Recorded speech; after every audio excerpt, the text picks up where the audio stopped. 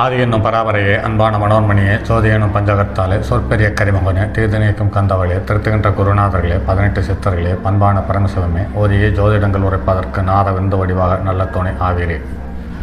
உலகத்தில் உள்ள தமிழ் பேசும் அனைத்து நாள் உள்ளங்களுக்கும் மற்றும் ஜோதிட சான்றோர்களுக்கும் மூத்தோர்களுக்கும் ஆர்வலர்களுக்கும் மற்றும் இந்த காணொலியை காணும் உங்களுக்கும் ஆஸ்ட்ரோராஜின் இனிய நல்வணக்கங்கள்.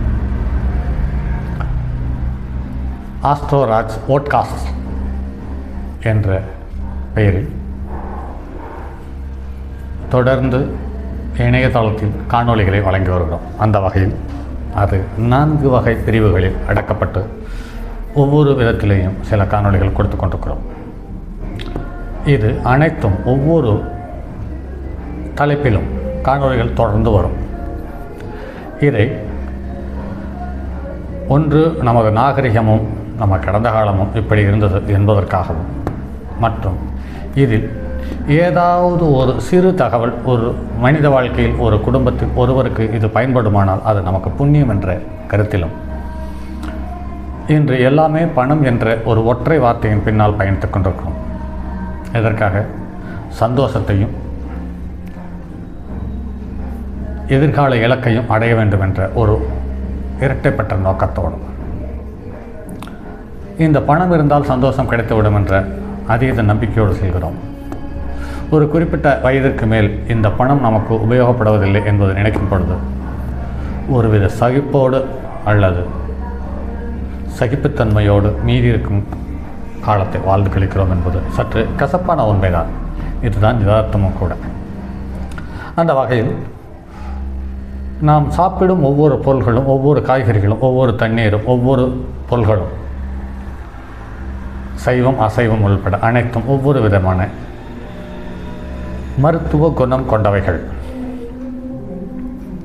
இது எந்த காய்கறிகள் அல்லது எந்த பொருள்கள், எந்த தானியங்கள் நமக்கு எந்த நோயை குணப்படுத்துகிறது என்பது சார்ந்த தகவலை மருத்துவம் என்ற தலைப்பில் கொடுத்திருக்கிறோம். ஏற்கனவே முதலில் ஒரு பதிவு, அதைத் தொடர்ந்து மற்றும் ஒரு பதிவு. கல்லீரல் பழம்பட தினசரி ஒரு கொய்யாப்பழம் சாப்பிட்டு வந்தால் கல்லீரல் சம்பந்தப்பட்ட தொந்தரவுகள் சுலபமாக குறையும் என்பதை மாற்று கருத்துக்கள். இது உடலில் எந்த நோயினால் பாதிக்கப்பட்டிருந்தாலும், உடல் பலகீனமாக இருந்தாலும், இந்த தினம் ஒரு கொய்யாப்பழம் அல்லது வாரத்தில் 2 கொய்யாப்பழம் சாப்பிட்டு பாருங்கள். உங்களுடைய உடல் மாமூலாக இருந்த பழக்க வழக்கத்தை தாண்டி ஒரு புதிய புத்துணர்ச்சியை உணர்வதை உங்களால் சுலபமாக காண முடியும். சுவாச நோய், அலர்ஜி, குடல் புண் குணமாக குங்குமப்பூவுடன் சம அளவு தேன் கலந்து 3 நாட்கள் 2 வேளை சாப்பிட்டு வர உடலில் ஒரு பெரிய மாற்றம் தெரியும். அல்சர் குணமாக தினம் 1 டம்ளர் திராட்சை பழச்சாறு குடித்து வர அல்சர் தீரும். இதில் வெள்ளை சர்க்கரை இல்லாமல் மற்றும் ஐஸ் இல்லாமல் சாப்பிட்டு பாருங்கள், பெரிய வித்தியாசம் தெரியும். வயிற்று வலி, வயிற்றுப்புறமல், அஜீர்ணம் குணமாக ஏலக்காய் பொடியை தேனில் கலந்து 3 நாளைக்கு ஒரு முறை 3 வேளை சாப்பிட்டு வாருங்கள். இது அதிகாலையில் சாப்பிட்டு பாருங்கள், நல்ல வித்தியாசம் தெரியும். வாய்ப்புண் மற்றும் வயிற்றுப்புண் குணமாக மணத்தக்காளி கீரையை அடிக்கடி சாப்பிட்டு வந்தால் வயிற்று நோய் அல்லது வாய்ப்புண் குணமாவதை சுலபமாக காண முடியும். வயிற்றுப்புண்ணுடைய அதிகபட்சத்தை அடையாளம் காட்டக்கூடியதே வாய்ப்புண். ஆக வயிற்றுப்புண் குணமாகும் பட்சத்தில் வாய்ப்புண் தானாக குணமாகிவிடும் என்பதை கருத்தில் கொள்ளுங்கள். கண்களில் குளிர்ச்சி பெற அகத்திக்கீரை வாரம் 2 முறை சாப்பிட்டு வாருங்கள், பெரிய வித்தியாசம் தெரியும். கண் குளிர்ச்சியாக இருப்பதை சில வாரங்களிலேயே உணர முடியும். பித்தத்தினால் ஏற்பட பைத்தியம் குணமாக கறிவேப்பிலை துவையல் அல்லது கறிவேப்பிலை பொடி தொடர்ந்து 48 நாள் சாப்பிட்டு வர பித்தம் குறையும். மனக்கோளாறுகள் வராமல் தடுக்க குறைந்தது ஆண்டுக்கு 2 தடவை கைகளிலும் கால்களிலும் மருதாணியை வைத்து பாருங்கள், நல்ல வித்தியாசம் தெரியும். அதே சமயத்தில் நல்ல மனம் சார்ந்த விஷயங்களில் சின்ன விஷயங்கள் உங்களுக்கு கொஞ்சம் கொஞ்சமாக முன்னேற்றம் காண்பதை தெளிவாக உணர முடியும். இரத்தம் உறைந்து நிற்பதை தடுக்க காயம் ஏற்பட்ட இடத்தில் நெல்லிக்காய் பொடியை பூசினால் இரத்தம் உடனே உறைவதை கண்கூடாக பார்க்க முடியும். தழும்புகள், முகப்பொரு நீங்க அவரை இலை மற்றும் தினமும் காலையில் முகத்தில் தடவி வாருங்கள். அவரை இலை அரைத்து சாறு எடுத்து அதை தினமும் முகத்தில் தடவி பாருங்கள், நல்ல வித்தியாசம் தெரியும். பாலுண்ணி சரியாக வேப்பிள்ளை, பெருங்காயம், திருநீற்று பச்சைகளை அரைத்து பாலுண்ணியின் மீது பூசி வர பாலுண்ணி குணமாகும். காமாலை தீர முக்கரட்டை வேர், அருகம்புல், கீழாநெல்லி, மிளகு கசாயம் காலை மாலை உணவுக்கு முன் 25 மில்லி 25 மில்லி சாப்பிட்டு வாருங்கள். ஒரு வாரத்தில் நல்ல குணம் காண முடியும். மஞ்சள் காமாலை தீர வில்வ இலை பொடி, கரிசலாங்கண்ணி பொடி 1 ஸ்பூன் 2 வேளை சாப்பிட மஞ்சள் காமாலை தீரும். அதற்கடுத்து கீழாநெல்லி சமூலத்தை வேரோடு புழுங்கி வந்து அரைத்து 1 டம்ளர் சுத்தமான புளித்த மோருடன் 1 கிராம் அல்லது 1.5 கிராம் தொடர்ந்து சாப்பிட்டு வாருங்கள். இந்த மருந்தை சாப்பிடுவது வளர்பிறையில் வரக்கூடிய வியாழக்கிழமையும் ஞாயிற்றுக்கிழமையும் தொடர்ந்து 1 வாரம் எடுத்து பாருங்கள்.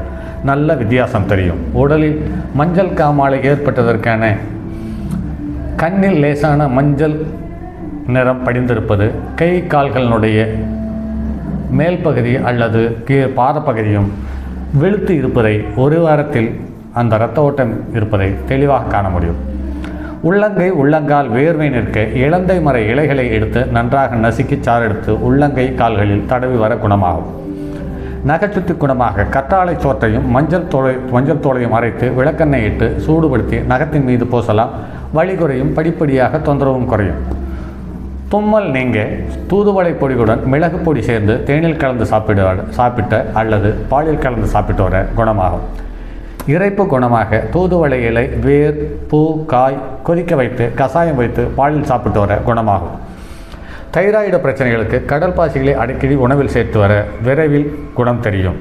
மூக்கில் நீர்வடிதல் குணமாக வேப்ப இலை, ஓமம் சேர்த்து அரைத்து நெற்றியில் மற்றும் பிடரியில் பூசிக்கொள்ளுதல் குணமாவதை உணர முடியும். உடல் சுறுசுறுப்பாக இருக்க சுக்குப்பொடி மதியம் சாப்பிட்டு வர உடல் சுறுசுறுப்பாக இருக்கும். தாய்ப்பால் பெருக முருங்கைக்கீரை பொரியல் செய்து சாப்பிட்டு வர தாய்ப்பால் பெருகும். தாய்ப்பால் கட்டிக்கொண்டு வலி அதிகமாக இருக்கும் பட்சத்தில் சீரகத்தை வரித்து பொடியாக்கி சமரளவு வெல்லம் சேர்த்து சாப்பிட்டு வர தாய்ப்பால் சுரப்பால் வளரக்கூடிய வலி கொஞ்சம் கொஞ்சமாக குறைவதை கண்கூடாக உணர முடியும். வாந்தி நிற்க துளசிச்சாறு கல்கண்டு சேர்த்து சாப்பிட்டு வர உடனே வாந்தி நிற்கும். குமட்டல் நீங்க வெற்றிலை காம்பை வாயில் வைத்து அதக்கினால் கொஞ்ச நேரம் அது உமிழ்நீர் அதிகமாக சுரக்கும். அந்த உமிழ்நீரை உள்ளே விழுங்கும் பொழுது குமட்டல் நிற்பதை உடனடியாக உணர முடியும்.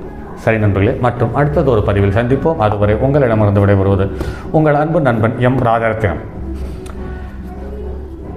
நான் தரக்கூடிய ஒவ்வொரு பதிவுகளும் உங்களுடைய வாழ்க்கையில் ஏதாவது ஒரு வகையில் தேவைப்பட்ட பதிவுகளாக இருக்கும் அல்லது தேவைப்படும் பதிவுகளாக இருக்கும் என்பதை கருத்தில் கொள்ளுங்கள். ஆக இந்த பதிவுகளை உங்களுடைய நண்பர்களுக்கு பகிருங்கள். இந்த தகவல்கள் ஏதாவது ஒரு வகையில் அனைவருக்கும் போய் சேரட்டும். இதில் அனைவரில் யாராவது ஒருவர்களுக்கு இந்த தகவல் உங்களுக்கு உபயோகமாக இருக்கும் பட்சத்தில் அது நமக்கு கடவுள் கொடுக்கக்கூடிய ஒரு அருமையான புண்ணியம் என்பதை கருத்தில் கொண்டு பகிருங்கள் நண்பர்களே. மற்றும் அடுத்தது ஒரு பதிவில் சந்திப்போம். அதுவரை உங்களிடமிருந்து விடைபெறுவது உங்கள் அன்பு நண்பன் எம் ராஜரத்தினம். 5 கரத்தனை யானை முகத்தனை இந்தின் இளந்தரை போல் ஏற்றனை நந்தி மகந்தனை ஞான குழந்தனை பொந்தியில் வைத்தடி போற்றுகின்றேனே.